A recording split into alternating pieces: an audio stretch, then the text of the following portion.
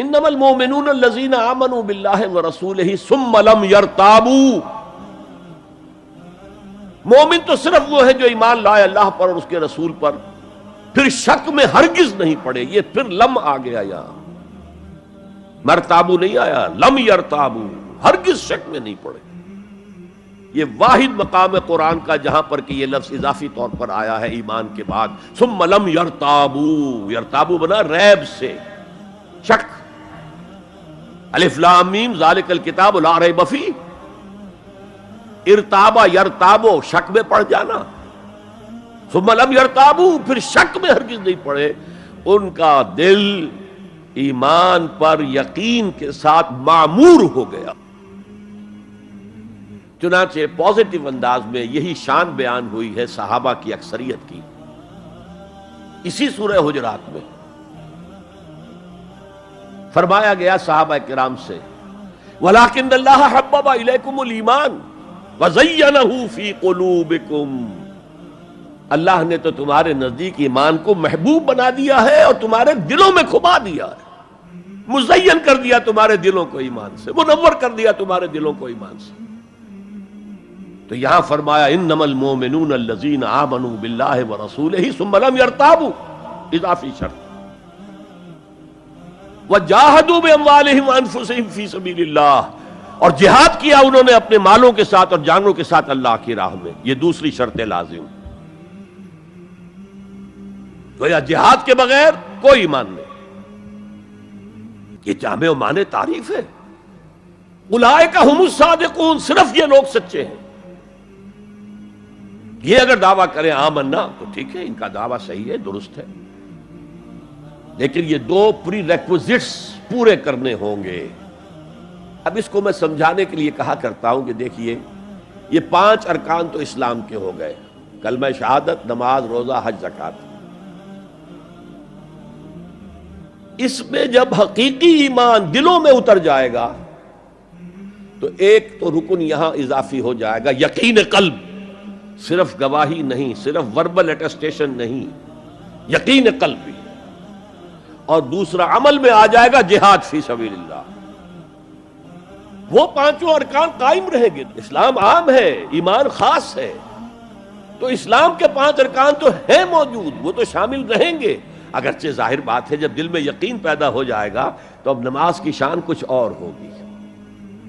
ایک ہے چھدا اتارا جا رہا ہے، بس نماز ایک فقہی جو ہے وہ ہم نے ادا کر دی ہے، جس کو کہا گیا ہے کہ جیسے مرغا ٹھونگے مارتا ہے ایسے سجدے کیے ہیں اور گئے. ایک نماز وہ ہوگی جسے حضور نے کہا الصلاۃ معراج المومنین. تو ایمان حقیقی کے ساتھ نماز کی شان کچھ اور ہوگی، اور ایک اس رسمی سے اسلام کے ساتھ نماز کی شان کچھ اور ہوگی. لیکن وہ 5 ارکان قائم رہیں گے، 2 کا اضافہ ہو جائے گا. شہادت کے بعد اس کے ساتھ یقین قلبی، اور ان 4 عبادات کے ساتھ جہاد فی سبیل اللہ. یہ جو رے آف لائٹ کا جو اسپیکٹرم بنتا ہے اسے پرزم میں سے جب گزارے تو 7 روشنیاں نظر آتی ہیں. وہ تو نظر آتی ہے، 2 اور بھی ہیں جو نظر نہیں آتی. Ultraviolet, infrared. یہ الٹرا وائلٹ ہے اور یہ انفرا ریڈ ہے جہاد والی، جس میں جانیں دینی پڑتی ہے، خون کا معاملہ بھی آتا ہے. یہ گویا کہ حقیقی ایمان کے 7 ارکان ہو جائیں گے، 5 جمع 2. تب وہ شخص مومن کہلانے کا مستحق ہوگا.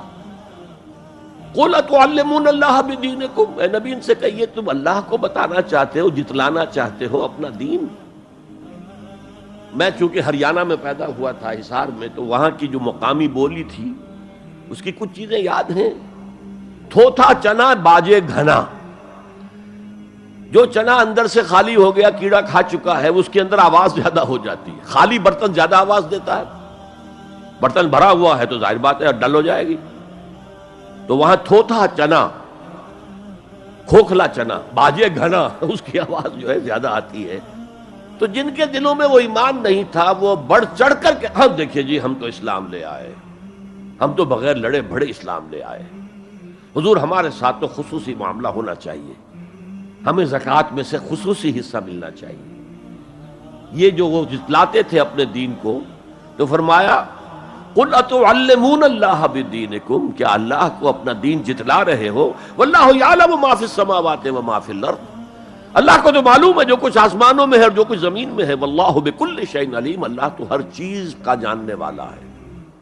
اگر حقیقی ایمان تمہارے دلوں میں تو اللہ کو معلوم ہے، اور جیسا ایمان تم لائے ہو اللہ جانتا ہے اس کو، آیا واقعی صدق دل کے ساتھ ہے یا نفاق کے اور دھوکے کے ساتھ ہے، یا یہ کہ خالی اسلام ہے، زیرو لیول ہے۔ یمنون علیک ان اسلموا، اے نبی یہ آپ پر احسان دھر رہے ہیں کہ ہم اسلام لے آئے، دیکھیے جی ہم نے تو اطاعت قبول کر لی، آپ نے قریش سے تو اتنی جنگیں کی ہیں، فلاں سے تو اتنی جنگیں کی ہیں، آپ کے ساتھ ہی اتنے شہید بھی ہوئے، ہم نے تو جنگ نہیں کی، ہم ایسے ہی مان لے آئے ہیں، تو گویا کہ احسان ہے ہمارا۔